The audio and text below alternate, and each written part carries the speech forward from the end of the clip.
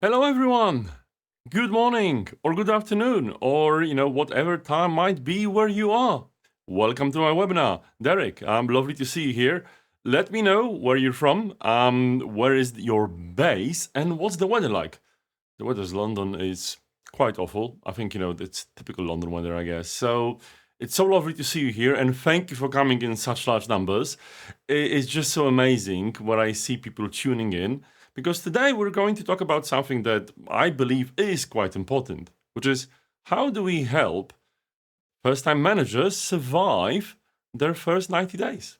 An important period. I think that the first 3 months is what can shape them to be a good manager or someone that will not help your organization in retention, in performance, and I think also in engagement. Ricardo, Victoria, Demanto, thank you so much. Trevor, lovely to see you, and I hope you're going to have a wonderful time. So let's start. And the way I usually start these things is with a bit of a question. Now, the one I have for you today is, what's the worst mistake that you've seen a new manager make just after they got promoted? I'm sure you've got quite a few stories to tell. Katrina, lovely to see you.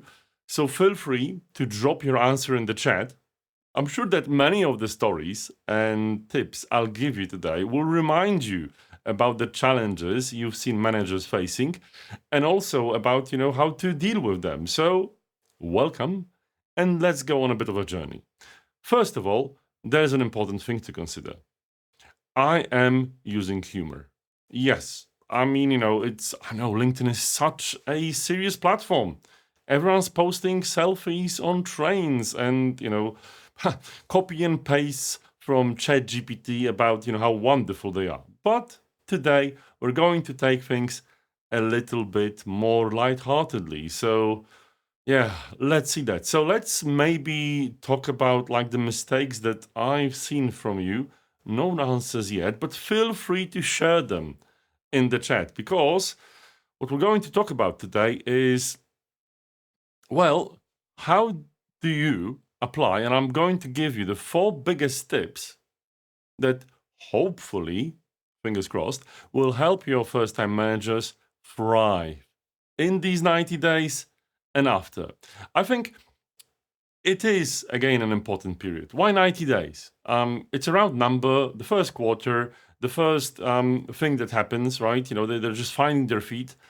Again, the way you start will shape your entire journey. So they assume, so from Derek, thoughts in their head exactly the same way as other people think. Well, that's an exciting one, because making assumptions, as our lovely people in the US might know, is making an ass out of you and me. So there you go, right? Having said that about asses and so on, there's a story I would like to share. So those of you that have been here before might know that there's a bit of a tradition.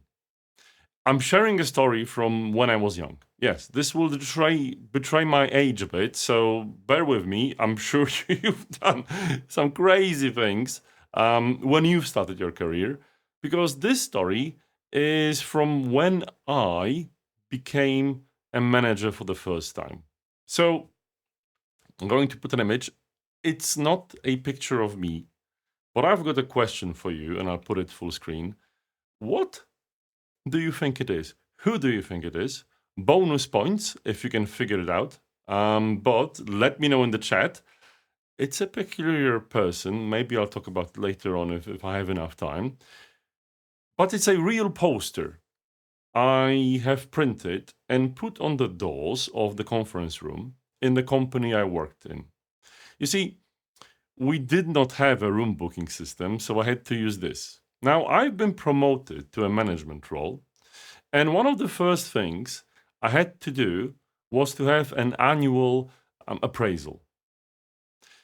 They've called us skill managers, because there were project managers and I was a skill manager. I don't mind the term even now. And the conversation itself was called the development discussion, short DD. So, to make sure that no one's coming to the room, I've put a thing like this, saying, DD in progress, watch out. But in fact, the one that's supposed to watch out is probably me. Because to be honest, I had no idea what I was doing. They gave us the form. It was actually the first time that I personally had an appraisal, an annual appraisal. It was the first time that it's been done in this company for obvious reasons. And we didn't really receive any training. I was so stressed about it.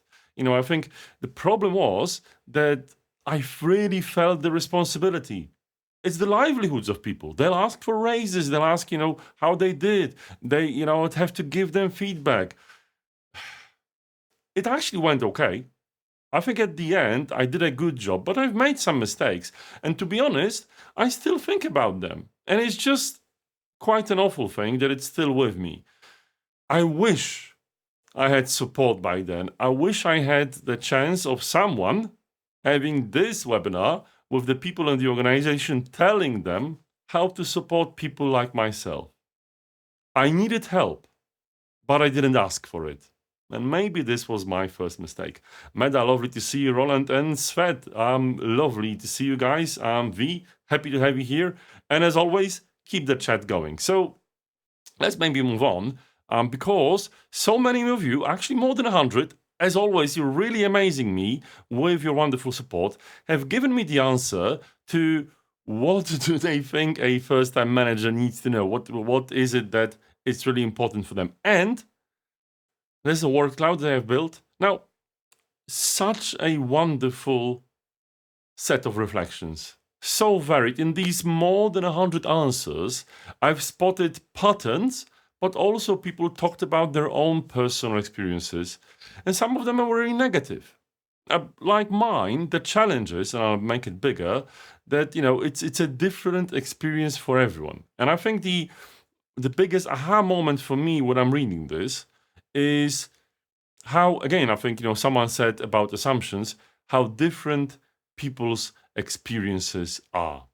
So, we've talked about me, we've talked about my story, but, if you don't know me yet, great to meet you, because I'm TK. I am a management trainer and a leadership coach, and I help managers, especially first-time managers, to actually create engagement, to create value, and to create success in their organizations.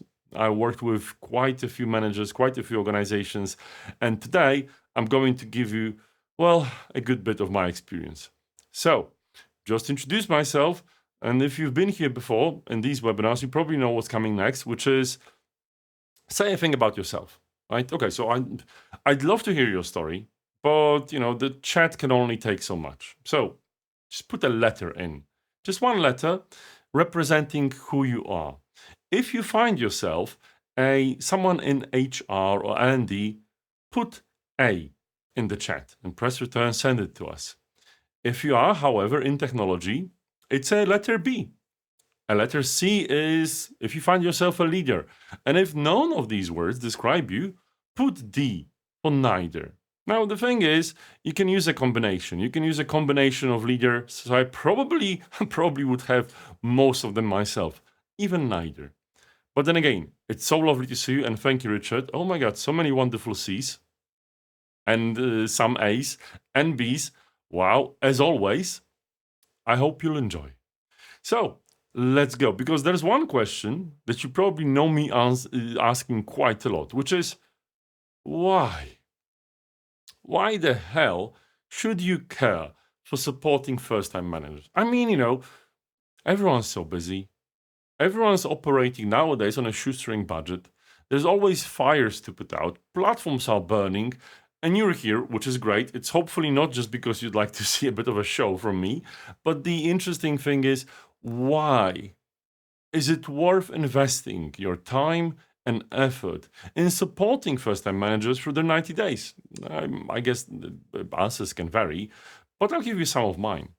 So first of all, what's really important to consider is that if you don't, there's challenges with turnover, team performance, there's challenges with engagement, and there's also, direct impact to your bottom line. I think management has a huge impact, and I've quoted various sources before, so you probably, if you've been to any of my webinars, you might know. But the one thing that I would like to convey is the fact that, again, the way managers start has a huge bearing and impact on how they grow as leaders. It's easy to say that, they'll figure things out. They will. Most of us did, if we've been ever in a management role. And as I see, most of you have. But the thing is that the more you progress, the more first-time managers progress in their career and get habits, and these habits aren't great, the more difficult it is to change them. Believe me, you can ask me how I know. With that being said, let me give a bit of an example, because it is quite overwhelming when you're starting as a first-time manager. So, if you're like me, not like me now when I was young, I didn't know how to ask the most important question, but now I would probably ask, like, what do you want me to achieve? Why am I here? That's a good example. And, you can imagine this scenario, right? You have a wonderful new manager going into a room with their boss when they accept the promotion, and they ask a simple question. Why am I here? What do you expect me to do? And yeah, they should start from there. But do you have an idea what answers do they usually get? Well, put it in the chat, because I'm keen to know if you've been in this situation and you found yourself asking this very question. What is it that you want me to achieve? I always find that, for instance, when I ask my clients this particular question, they struggle. So that's the answer that they're usually getting. Usually, there is no clear answer. Now, the challenge is that theoretically, the organization, your director, should have a sense why you've been promoted. What is it they want you to achieve? But often it isn't the case. And let's be real here. Quite often, what happens is that people get promoted because there's a hole they need plugging in the organization, or there's a burning platform, or, it's just something that needs to happen. Because many people don't consider first-time managers as an important asset, it's very sad, but sometimes there just isn't a lot of thought going into the process of promoting them. It is sad. And very often, senior managers don't really have an answer as to the expectations that they have from the first-time managers. So it just represents the fact that despite, many of you probably agreeing with me, and I can see some wonderful chat messages about why that might be the case, it still is quite an underinvested area. So I can see quite a chat going on in the chat itself. Keep it going, because I've got yet another question for you. In my usual vein, the question is, what's the clearest sign that a manager has nailed it in their first 90 days? Like, if you've promoted someone, or, you're just asking around and see, oh, is that a good manager? Will they be, anyone successful, or will they be a great manager as they move on? What's the one thing that you'll be looking at? Right? What's the most important thing? And as always, as I'm waiting for your answers, I'm just like looking at Sergio's answer. You were told that your job is to make the boss's life easier. Now, that's a great representation of the problem I'm talking about, isn't it, Sergio? But then again, it's all about service. So, what is it that you'll be looking at to see if the manager is successful? Because what I usually look at is if they manage to make things better with still people liking them and they want them to stay. Now, the challenge here is, okay, so maybe I cheated a bit, because I've just noticed I've given you two things. Sorry, my bad. But again, I think, if I use some clever grammar, maybe I can fit it into one. The thing is that there needs to be a balance. There needs to be a balance between, as a new manager, seeing that things improve, making sure that you get a win, and we'll talk about this later on, but also developing the relationship. But the key is, what are these things that are supposed to improve? What is it that a manager should focus on? And I think, Sergio, you might be asking your boss, hey, am I making your life easier, my senior director or whatever your title is? Maybe that's what, you need to focus on. But I would challenge you, though, or this particular boss, how would you measure that? Because this thing is something that you should probably plan in a sort of a clear 90-day objective. Now, here's the first tip. I've got a cool photo, so you know what tip it is, right? If you can count fingers. Tip number 1, which is to have the conversation and form a plan and about expectations for your first 90 days. It can be in the one-to-one session. It can be something that you can have in various formats. I'm not going to give you the exact way to do it, but the important thing is that this conversation happens and you get to it. It doesn't need to be a single conversation. I know it can be quite stressful for the manager and their leader, but it's the one that needs to happen. I think if you are a senior leader, or many of you have answered C, but if you've answered A, it's a conversation that you and HR can also have with the new managers. We'll talk about it later on. But the thing is, what I would recommend is also letting these new managers know that these objectives can change. The situation will evolve even in the 3 months. The thing is that these 3 months will be so busy, may be overwhelming, that it's fine if they change. But the thing is, just by talking about that, just by showing that there's a plan, it really helps the manager have some platform to stand on, have some knowledge of, oh, that's what they're looking for. Oh, that's how my success is going to look like. And oh, that's what I need to do and focus on. I wish I had it. I really wish that in the situation we've talked about before, someone gave me this. Someone told me what is it that they want from me and the people I've been managing beyond my day-to-day work. I've worked in a software company back then, and we were supposed to deliver projects in software. Fine, I get it. But how will you measure my success? Let's have a plan. Again, I haven't been given it, but I didn't know that I need to ask for it. And this is why on this webinar, I'm talking to you, the people that hopefully will support first-time managers. So, I can see some great answers. Interview ex-employees and see if they've succeeded. That's a cool one. I hope that, a good manager can promote retention, Derek. And as people move on, and they will, I hope that if a new manager becomes a great one, a good leader, they will want to stay. And that's something that you can tell. Although, obviously, it takes a while to make sure that you see these things happening. So, it's time for my next thought-provoking question. As always, so we can have some action in the chat. So let's go. Now, that's a difficult one. I've talked about it quite a few times, about my own experience. I needed help, but I didn't ask for it. I'll tell you about my reasons, but I'm wondering, from your point of view, what do you see stopping first-time managers to ask for help? What is it that you think has stopped young TK, when he was just starting up as a manager, to go to his, head of HR, his director, and say, Agnieszka, Peter, I have no clue how to do an appraisal. Can you help me? Can you maybe pair me? We'll talk about later on. What is it that stopped me? What do you see stopping people in your organization? Or what do you think is there? So as you're typing your answer, job safety fears, that's an important one.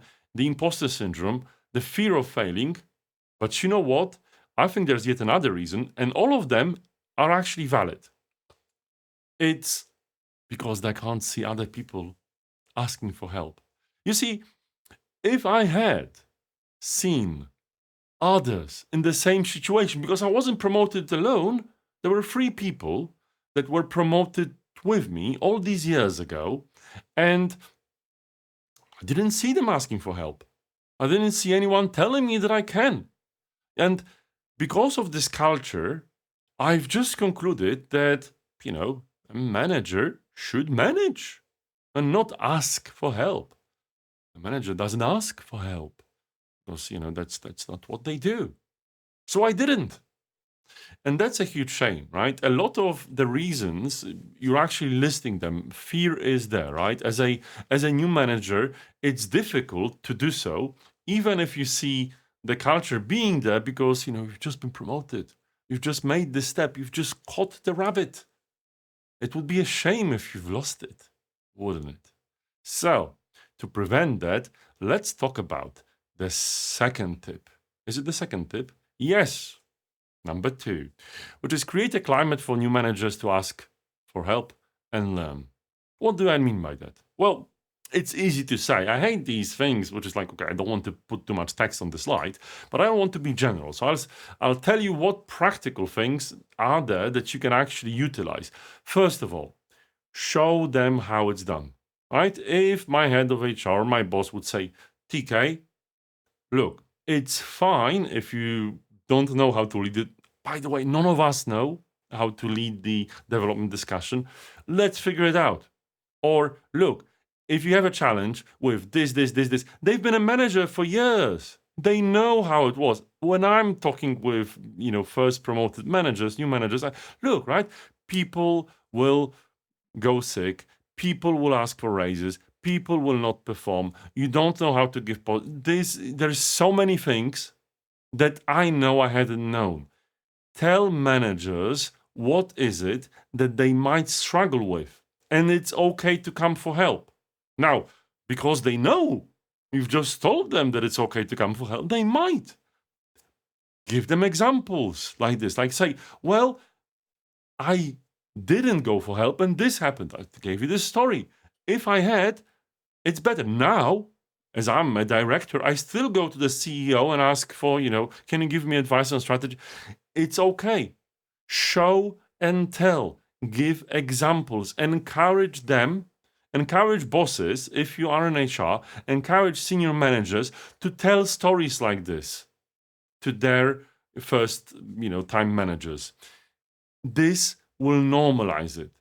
And if someone comes for help, don't oh my God, don't penalize it. I mean, you probably wouldn't. I'm sure you wouldn't. And Ray, thank you for a great comment. But the thing is, celebrate it. Because it took courage, it took vulnerability to do that. And this is how you create it. So again, the second tip, just let me repeat, is create a safe climate for new managers to learn and ask for help. Or the other way around, both are good. So yes, remind managers that they're not alone. I could only put 4 tips. I guess the 5th or the 6th will be to form a community. So Ray, good point, right? You're absolutely right. They're not alone, and people have been in this situation. Don't leave them to be alone. All right. Time for the next thought-provoking question because, hey, I need you to do some work. It can't be me doing all the talking for 45 minutes. So let's see how well you're typing. So the thought-provoking question is, what goals do new managers usually focus on in their first 90 days? I don't mean the goals that they should be focusing on, right? What is it that you see them focusing on? What is it that it might be good or bad, but the thing is, what do you see them doing in the first 90 days? What do they put their hands on? If they're not being told what to do, what is it that they'll try to do out of their own initiative? What's the thing that you would do in the first 90 days? Well, now, just ask for help and people will tell you. But there you go, right? Yes. Looking forward to your answers, but obviously there's a bit of a delay. So I'll give you my answer that hopefully won't spoil yours, which is they build relationships. And I've been building relationships. And I've seen so many first-time managers. The first thing what they do is they start putting meetings in people's diaries, which, by the way, is not a bad idea. Forming relationships is absolutely key, right? But there's a reason why people try doing that. First of all, because it just sounds like the thing you should do. You should meet people, expand your sphere. Second of all, it's seeking validation. I don't mean it's wrong. It's just like, oh, let me talk to this person. And through doing that, I might learn what is it that they want from me. I might talk to, my team members, my boss's peers, other people in the organization. So there's a bit of a walkabout. And it's great that they do. These wonderful relationships will serve them. But the challenge is they might not necessarily know how to manage stakeholders, to make these relationships. And often it's just busy work. Quite often it's just done to get this validation instead of really doing it on purpose. And to be honest, if you overdo it, your diary will get full and you might not plug the hole that people ask you to plug and do these things. So, yeah, let's talk about the next tip I have for you, which is how to deal with that. Well, what they should be doing is they should be having their first wins. What do I mean by that? Well, look, right? There's a reason why these wonderful people got promoted. There is a reason why they're managers, because yes, they had the trust of the organization, and if they're being helped, and they got the 90-day plan, they will hopefully get some wins. I'm sure they will. So, because for new managers, the imposter syndrome is just so rampant, and believe me, it is. And many of you have shared it in the chat. Absolutely, it is. It's just so difficult to notice that there's some quick wins that they're actually getting.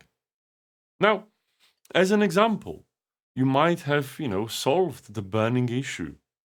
You might have had a nice team building exercise, or you've led a retrospective session which was successful. Now you would think that a manager would recognize that, but they wouldn't. If your imposter syndrome is constantly nagging at you like a gremlin, telling you that, oh my god, I have no idea what I'm doing, you wouldn't see your successes. Now the challenge is this makes people really negative about what they're doing. So we need to break it. If you're a senior leader, if you work in HR, if you want to support first-time managers, what you want to do is notice that they're being successful. You can take the time and see, hey, you've done that. Wow. And I don't mean in a fastidious way. I mean, what I mean by that is truly appreciate them for the work that they're doing, because they are. And it's very difficult for them, especially in the first 90 days. For instance, what you could do is like even a simple thank you note on email, or just give them a post-it saying, wow, I like this. It really means a lot. And yes, they do seek outside validation. But the celebration of success is something that will truly help them figure out what it is that they're good at. They will actually notice that people notice. If you are on HR, why don't you, suggest that, they can take the team out and celebrate the success? I'm sure they've done something interesting. Maybe, find some pocket money so they can buy a dinner. I mean, there's so many ways, and let me know in the chat if you found it. I think understanding the team, that's definitely. But then again, I think about Microsoft Teams, right, and the announcement channels. Maybe put an announcement. I remember back in the day. It's not when I've been a first-time manager, but I was appointed to a sales position. Yes, I had a bout in sales. Not that I was any successful, but well, maybe I'm saying that, but I actually managed to sell close a big client. And I've also been leading a portfolio. So we've managed to deliver a successful program. And yeah, they've celebrated me. I've been, in the as an example, put into a company newsletter that has happened. I remember in many organizations, what happens is when people get promoted, it's being mentioned after a month, for instance, or at the start and after a while in the newsletter. What is it that they're up to? Checking in, right? These are the important ways. Let me know how you've seen your first time management successes or the first time management successes in your organization being celebrated. And as you do, I've got yet another thought provoking question before we go into the fourth of the tips I have, right? So, last but not least. So, that's an interesting one, right? So, okay, fine. You've got a situation when the manager finally goes and asks for help and support. What do you see them asking for? All right. So that's an exciting one. You might have been in this situation. You might have seen people doing that, or you might imagine first-time managers will finally storm into their director's office, as in this particular image. What do you see them asking for? What is it that they need help with? Not what, okay, so not what they need, but what they ask for. Because for me, and being a senior leader myself for quite a few stints, plus working with first-time managers, there is a particular thing they're asking for. So put your answer in the chat because I don't want to spoil it with my thoughts. As what I see first-time managers asking for quite a lot is actually they complain about their team. It's sad to see, and I'm not blaming first-time managers, but that happens a lot. And this is like something that's really negative and something that's really putting people off when it comes to working with first time managers, when it comes to embracing management as a whole, is the fact that there's complaining. And yes, some leaders say that, don't come to me with problems, come to me with answers and solutions. By the way, don't do that. It's really not productive. But what still happens is because they don't know what to ask the help for. And chances are, as much as I talked about successes, there will also be difficulties in their first 3 months. Most people, dare I say, probably a good chunk of you have been to school. I have too. And there is one thing that our education really prepares us for, beyond, doing math and calculating equations, which is giving excuses. Right? So I always say that the education system that many of us are exposed to, and it's not for the fault of teachers, but it's just a system that's really hard to change, is when you don't know, but you have to, you're expected to give the answer. It's easy to say that a dog ate my homework or find some excuse. I find myself, falling to this trap, and I see many people do, and first time managers do too. So the first excuse that many come up with is, oh, instead of the dog ate my homework, it's, oh, this particular person is not performing, not contributing, not this nor that, or yeah. And so it starts, right? Because obviously the first time manager didn't have the opportunity to hire these people. The first time manager wasn't the one that has, kept them on or managed their performance. It's not my fault, thinks the first time manager, and thus they come and complain. Now, it's a huge challenge. And I've talked about it in my second tip about, creating this atmosphere for help. Because if there's none, what you will get when things get tough, and they will, there is a reason why you get promoted. And we've talked about that often. It is a burning platform or a hole to be plucked. And when things get tough, excuses are not helpful. To prevent that comes my fourth tip, which is help them with a coach or a mentor. I've spent some time in my previous webinar about how to organize such a program, but it's immensely important to do so. I think if they don't have anyone, okay, we've talked about creating an atmosphere, creating a system where they can ask for help. But practically what happens is, well, everyone's busy. Not everyone has the skill, the attitude, the ability to be there. Have a mentor. Appoint a mentor, have a mentoring scheme, or maybe hire coaches. I can help, right? Easy to get in hold of. But outside of this cheap sales plug, the important thing is, if you're an HR, if you're an L&D, you can also help. Be the mentor they need. Be a coach that can help. This will mean a lot. And it will also help you grow yourself. Be a wonderful, if for instance, if you're not a leader, but you want to be one, you can still coach. Coaching is all about asking thought-provoking questions and helping, them find the answers within themselves. Right? You're right. Everyone should have a coach. It's not that my rates are too high, but you can find a coach within the organization. Not everyone is skilled to be a coach, and there's a lot of training that a coach should get because it's a difficult profession. Ask me how I know, but it really helps. And look, as I said, I know that many people don't value first-time managers enough, but they should. And if you can't afford a coach, try to help them yourself. Because I'm sure, Ray, what you do is you probably quote quite a few people. So thank you so much for sharing.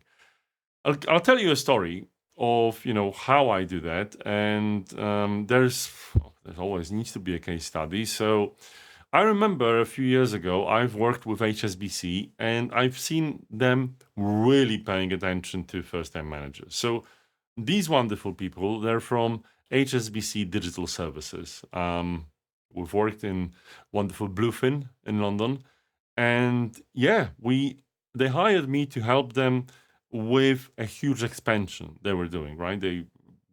Hopefully you're using the HSBC apps. You can see the effects of that.